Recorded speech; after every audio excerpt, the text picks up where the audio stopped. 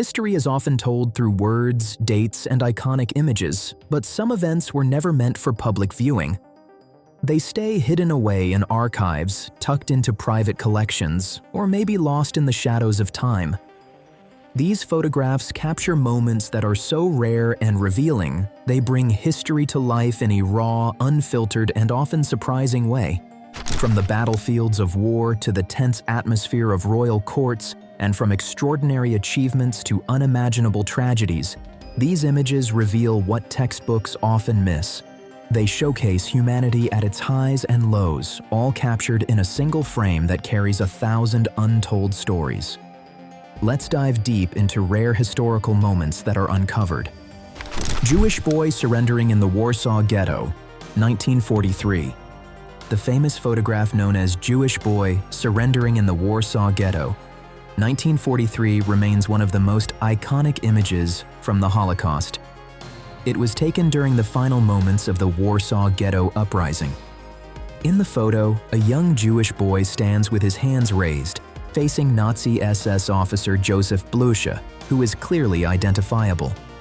The photographer's name and the exact location of the shot remain a mystery, but the image is part of the Stroop report, which documented the brutal crackdown on the ghetto. Following this scene, Jewish prisoners were forcibly removed from their hiding places and sent to extermination camps, likely Majdanek or Treblinka. This boy represents all the children and innocent victims of the Holocaust. Attempts have been made to identify him, including claims from Avraham Zellenwager, who said the boy was his son, Levi, though this has not been confirmed. The soldier, Joseph Blusche, is the only figure in the image whose identity is certain. He was notorious for his cruelty during the uprising. Bruce Lee doing two-finger one-arm push-ups, circa 1970s. Reports suggest that martial arts master Bruce Lee's famous two-finger, one-arm push-up captured in mid-motion is a rare photo highlighting his extraordinary strength. He surprised audiences with this feat at the 1964 Long Beach International Karate Championships. In this exercise, Lee lifted his entire body using only the thumb and index finger of one hand, while keeping his feet shoulder-width apart. Vintage photos and videos from the late 1960s during his rise in Hollywood show him executing this move flawlessly.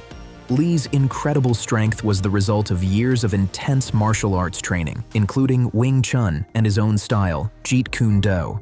He developed exceptionally strong forearms, wrists, and core muscles through fingertip exercises, heavy bag training, and constantly challenging himself. This dedication allowed him not only to perform two-finger push-ups, but even more difficult variations, like using just one thumb. Many martial artists and modern athletes agree that no one has ever matched his level of control or the sheer number of push-ups he could perform. Even the Guinness World Record for two-finger push-ups, which is 58 in 1 minute and held by Wael Abdel Nasser Mohammed, seems modest when compared to Lee's extraordinary feats.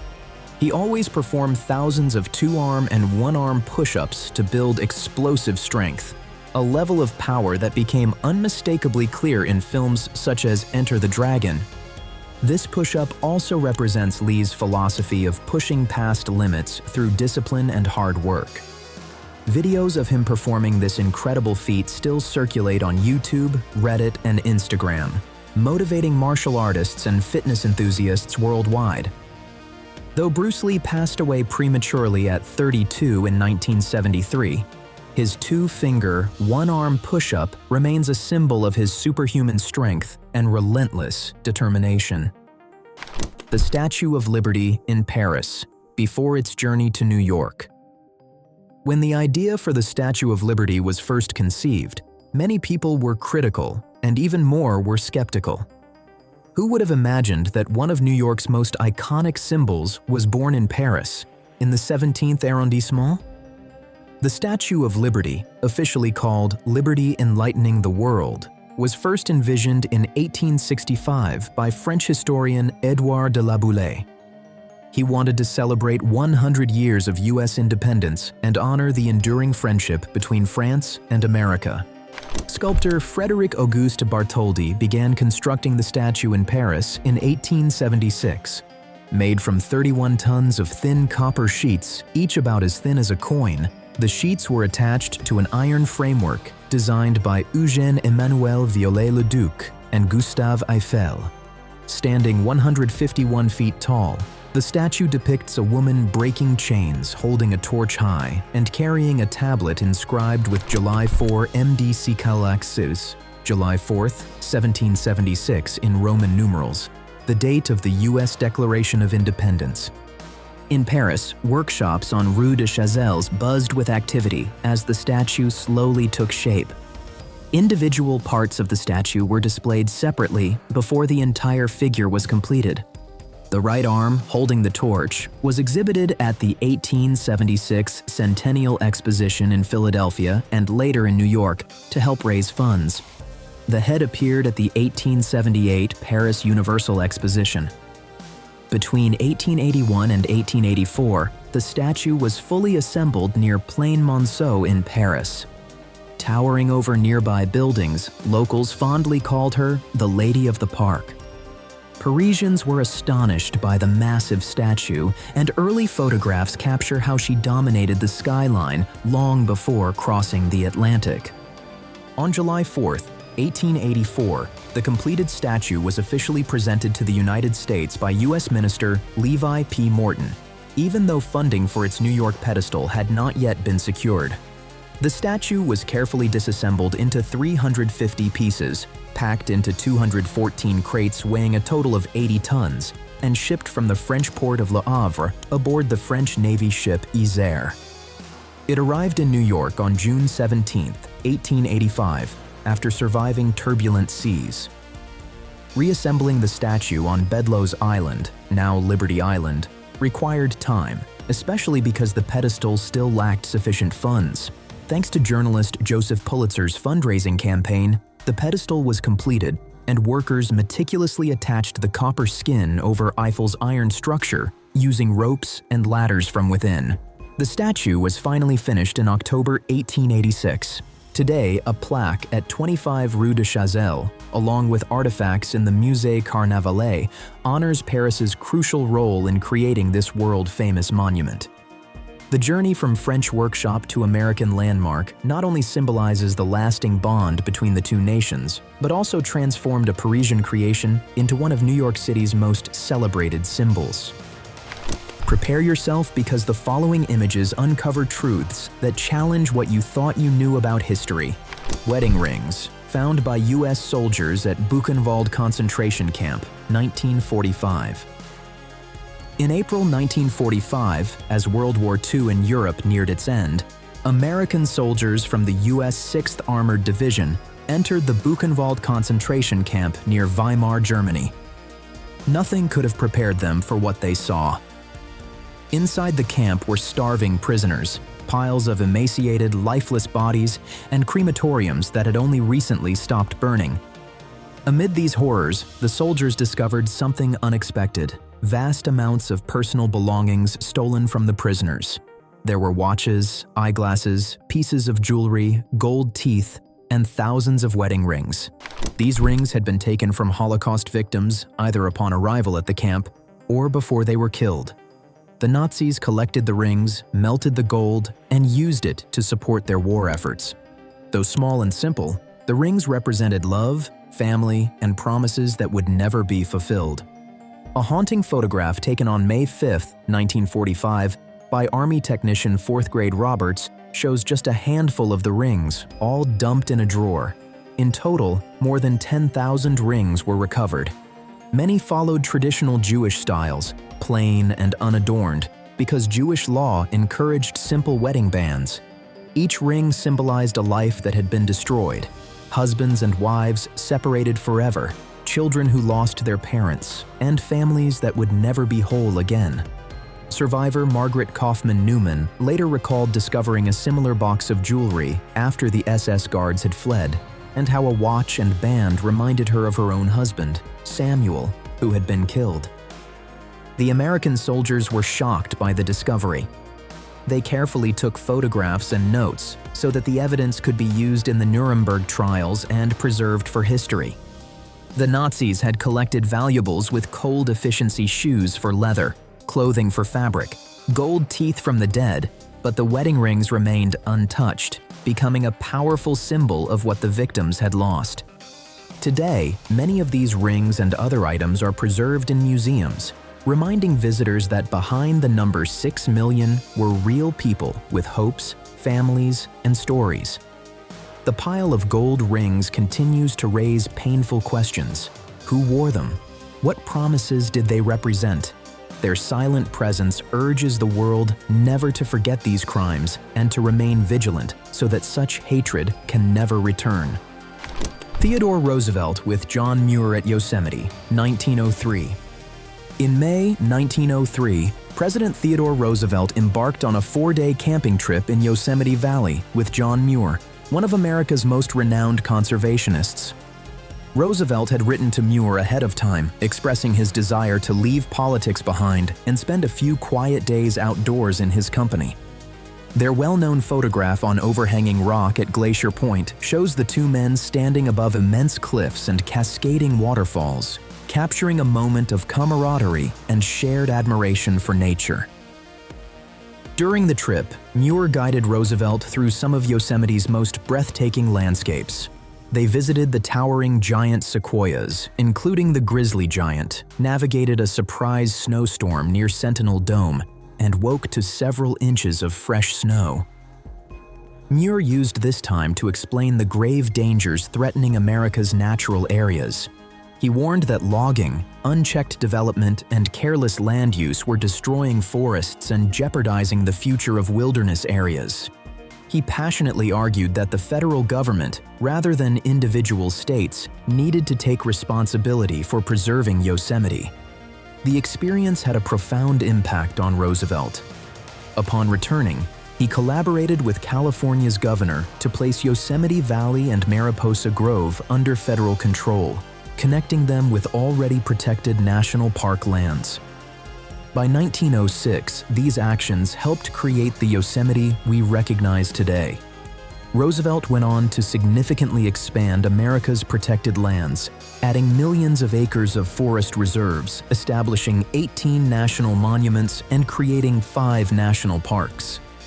The friendship between Roosevelt and Muir illustrated the delicate balance between preserving nature and using it wisely. Their time together played a pivotal role in shaping America's enduring commitment to environmental protection. U.S. President Abraham Lincoln with his personal bodyguard at the Battle of Antietam, 1862. In October 1862, just weeks after the Battle of Antietam, President Abraham Lincoln traveled to the Union Army camp in Maryland. Antietam had been the bloodiest single day in American history, with more than 22,000 soldiers killed, wounded, or missing. Lincoln sought to witness the aftermath firsthand and to encourage the troops following this painful but significant Union victory. The famous photograph from this visit depicts Lincoln standing tall between 2 key figures, Allan Pinkerton on his left and General John A. McClernand on his right. Taken on a glass plate negative, the image is unusually sharp for the time and has become one of the most recognized photographs from the Civil War. Many people today mistakenly refer to Pinkerton as Lincoln's personal bodyguard, but the truth is more nuanced. Pinkerton was head of the Pinkerton National Detective Agency and served as Chief of Union Intelligence under General George B. McClellan. He had previously protected Lincoln in 1861, particularly during a suspected assassination plot before the president's inauguration. The man often called Lincoln's bodyguard was actually Ward Hill Layman, a close friend who took the role upon himself. Layman was known for carrying heavy weapons and staying close to Lincoln during travels, but he was not present at Antietam. The photograph clearly shows Pinkerton, not Layman, standing beside the president. Lincoln's visit intentional. He wanted General McClellan to pursue the Confederate Army, led by Robert E. Lee, which had retreated into Virginia. Frustrated by McClellan's slow post-battle actions, Lincoln insisted on visiting the front lines despite safety concerns from his advisors. His presence demonstrated determination and a desire to understand the war firsthand. The men's posture in the photo, with hands partly tucked into coats, reflected a common practice of the era intended to convey dignity and calm leadership. This visit occurred shortly before Lincoln issued the Emancipation Proclamation, linking the Union's military objectives with the fight to end slavery. The Antietam photograph remains one of the few images of a sitting U.S. president on an active battlefield. It captures a moment of leadership, courage, and profound national struggle. Pinkerton went on to influence American security and detective work, while Lehman remained loyal to Lincoln until the president's assassination. The image continues to remind viewers of Lincoln's steadfast presence during one of the nation's darkest hours. Captured Chinese soldiers begging for their lives, Korean War, 1951. The photograph known as Captured Chinese Soldiers Begging for Their Lives, Korean War, 1951, captures a heart-rending moment during one of the most violent conflicts of the 20th century. In the image, several Chinese soldiers kneel in the mud with their hands raised above their heads, pleading with a lone South Korean soldier. Their faces reveal fear, exhaustion, and the belief that execution is imminent. Scenes like this were tragically common in the Korean War, where confusion, propaganda, and the brutality of frontline combat made surrender an act fraught with danger. The photograph has been widely shared online since 2017 and is often cited to illustrate the human cost of the conflict. The Korean War began in June 1950 when North Korea invaded South Korea. The United States and other United nations quickly intervened to defend the South. China entered the war later that year, sending massive numbers of volunteer soldiers to support North Korea after UN forces approached the Chinese border. Many Chinese troops were poorly equipped, carrying outdated rifles and insufficient winter clothing. By May 15, 1951, heavy battles around the 38th parallel had caused massive losses on both sides. Chinese casualties were staggering, with hundreds of thousands dying from combat, hunger, and freezing conditions. Because of these hardships, small groups of Chinese soldiers sometimes surrendered, even though most units were trained to fight to the last man. Prisoners of war during the Korean War often faced appalling treatment. South Korean forces in particular gained a reputation for harshness, and many POWs feared immediate execution. Chinese prisoners also worried about the consequences of repatriation, especially former nationalist soldiers forced into Mao's army. Of roughly 20,000 Chinese POWs held by UN forces, about 14,000 chose to go to Taiwan after the 1953 armistice rather than return to mainland China. The identities and ultimate fates of the soldiers in the photograph remain unknown, yet the image powerfully conveys the raw fear and desperation of men caught in a conflict far beyond their control. It stands as a haunting reminder that behind every political strategy and military maneuver are human lives struggling to survive. The Korean War claimed more than 3 million lives, and this single frozen moment reflects the profound suffering that shaped the entire conflict. And the moments continue. History's unseen truths will shock you. Woman standing at Berlin Wall with hands raised, West Sector, late Cold War. A rare and moving historical photograph captures a woman standing at the Berlin Wall in the West Sector during the late Cold War, her hands lifted toward the imposing concrete barrier. Though the image is simple, it carries profound emotional and political significance. It reflects not only the tension between East and West Germany, but also the personal struggles of ordinary people caught in the midst of a global ideological standoff. The Berlin Wall, built in 1961 by East Germany, was intended to stop citizens from fleeing to the democratic West. It quickly became the most recognizable symbol of the Cold War. Its gray slabs, barbed wire, and armed guards represented a harsh division that separated families, friends, and an entire nation. For many West Berliners, The wall was not just a distant political issue, it was part of their daily lives, a constant reminder that just a few meters away, millions lived under strict control with little freedom to speak, travel, or make choices about their future. In this photograph, the woman's raised hands can be interpreted in several ways. They may represent protest, as if she is challenging the wall and all it stands for. They may express longing, reaching toward people she cannot touch. Or they may symbolize surrender not in defeat, but in acknowledgement of the overwhelming political forces that shaped the era. Her gesture captures the emotional weight felt by countless individuals who lived with the wall looming over them. During the 1970s and 1980s, West Berlin often became a stage for symbolic acts like this. People gathered along the wall to demand freedom for East Berliners and to demonstrate that the division was unnatural and unsustainable. These small but powerful moments helped keep global attention on the injustice happening behind the barrier. The photograph also emphasizes the human side of the Cold War, often overshadowed by political strategy and military power. It reminds us that beyond speeches and treaties, everyday people lived lives shaped by forces beyond their control.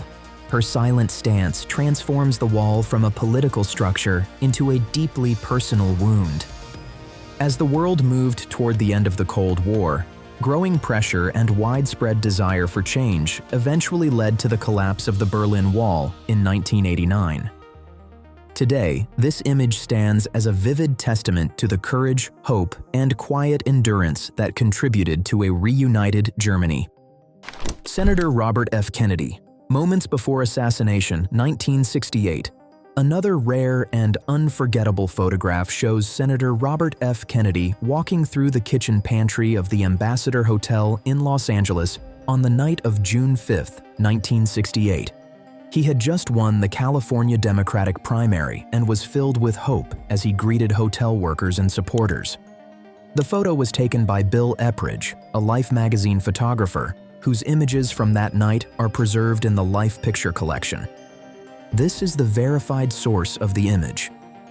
In the photograph, Kennedy smiles gently as he reaches out to shake hands with a young busboy named Juan Romero. Romero later recalled that Kennedy always made him feel seen and respected, despite his role as a hotel worker. That simple handshake captured RFK's reputation for kindness and connection. The power of the photo lies in the tragic irony that nobody in the room knew how quickly everything was about to change. Moments later, as Kennedy continued through the pantry, Sirhan Sirhan stepped forward with a .22 caliber revolver and fired several shots at close range. The calm, hopeful mood in the photo instantly turned to chaos. Kennedy fell to the floor, and Romero knelt beside him, cradling his head and attempting to comfort him. This heartbreaking scene, photographed by Boris Yarrow of the Los Angeles Times, became one of the most famous images of the century. Yet Epridge's earlier photo, the handshake in the pantry, remains the last peaceful glimpse of Robert F. Kennedy alive. It freezes a single moment of warmth, hope, and human connection just before tragedy struck. Today, it serves as a haunting reminder of a promising leader whose life was cut short and a night that changed American history forever. And still, the stories only grow more interesting as we move forward. Hitlerjugend soldiers. Captured in the Battle of the Bulge, 1944. During the final winter of World War II, a photograph captured two soldiers of the 12th SS Panzer Division, Hitlerjugend, standing with their hands raised after being taken prisoner in the Battle of the Bulge. Their faces reveal a mix of exhaustion and confusion, a stark reminder that many of them were still teenagers thrust into one of the war's most desperate battles. The Hitlerjugend Division, created in 1943, recruited boys aged 16 to 18 from the Hitler Youth and placed them under the command of hardened SS veterans. By late 1944, after suffering catastrophic losses in Normandy, including the near destruction of the division in the Falaise Pocket, Germany rebuilt the unit with even younger recruits, some no older than 14, reflecting the extreme manpower crisis. The division became notorious for brutal actions such as the Askew Massacre, where 86 civilians were killed, and the execution of 11 Canadian POWs at Ardennes Abbey. Its commander, Curt Meyer, was later convicted of war crimes. When Hitler launched the Ardennes offensive on December 16, 1944, these young soldiers were thrown into combat once again. The German plan aimed to split Allied forces and seize Antwerp, but the fighting in the snow-covered Ardennes was fierce. Over 410,000 German troops clashed with American divisions such as the 99th and 106th. Although inexperienced, the Hitlerjugend soldiers fought with alarming determination, shaped by years of ideological training. The image of their surrender reflects the unraveling of the offensive. Low fuel supplies, harsh weather, and overwhelming Allied counterattacks eventually crushed the German advance. By late January 1945, Germany had suffered 63,000 to 104,000 casualties, losing vital armor and thousands of young lives. These captured soldiers became symbols of how the regime exploited its youth in a final, desperate, and ultimately futile gamble.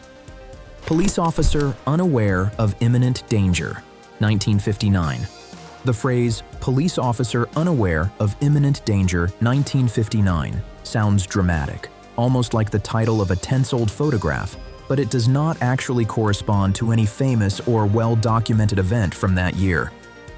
However, it is often confused with the strange and complex life of Curt Meyer, a man whose story shifts from ordinary policeman to one of the most feared commanders of the Nazi SS.